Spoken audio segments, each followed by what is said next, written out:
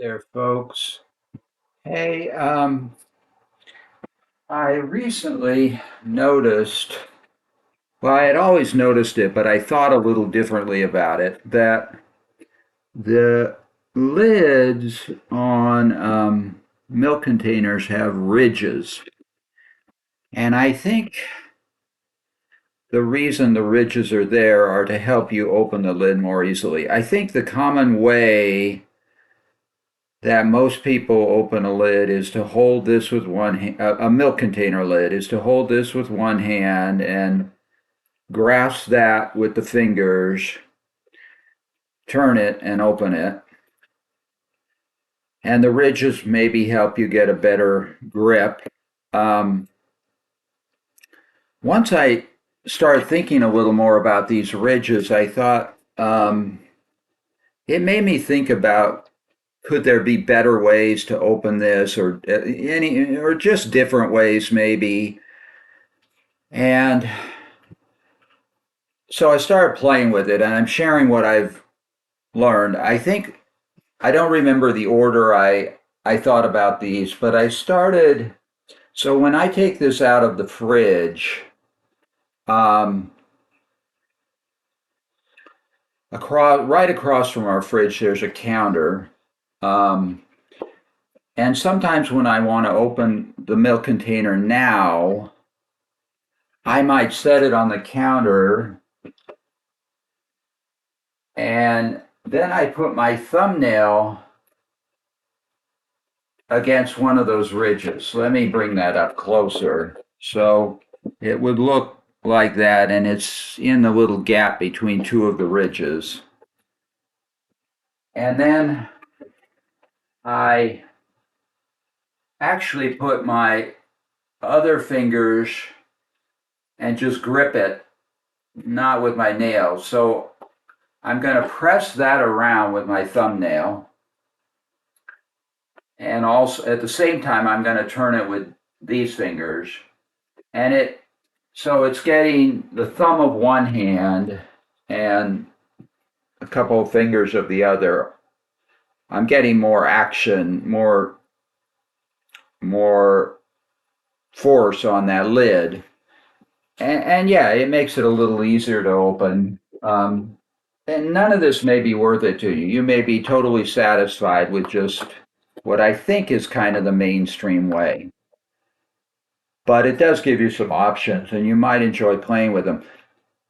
And then as I played with it more, I realized that I can open with this hand, these fingers, but I can actually put this thumb on the back of the lid and it's back there and apply a little extra force. So if I just did this thumb, I don't think I could open it alone, but I can get extra force on it with the thumb of the second hand.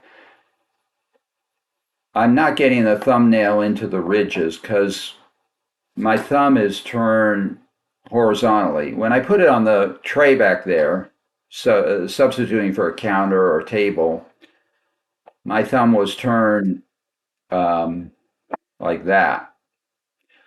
In this case, it's turned horizontally, but I am getting again, I'm getting extra action. I'm getting the thumb of one hand and the fingers of the other instead of just the fingers of this hand. Um, I think technically, when I put my thumb back here, the thumbnail does kind of get a little leverage against those ridges. It's not as strong as if my thumbnail were like that, but you can push against those ridges a little bit um, with the horizontal thumbnail and get extra leverage. Get a little more power additionally there beyond just the thumb, the soft part of the thumb pushing. You can get a little bit of thumbnail on there. Um, Or you can place it so that the thumbnail's above the lid. I don't know. There's different ways to do it. To some degree, I'm playing with it, but it has been kind of fun to play with it. And actually, I guess when you close it, you can get that thumbnail on there too, or that thumb on there too. Um, in this case, you actually could well, you can, if it's not tightly closed, I guess I am opening it now just with that thumb. And you can close it with the thumb, or you can use both.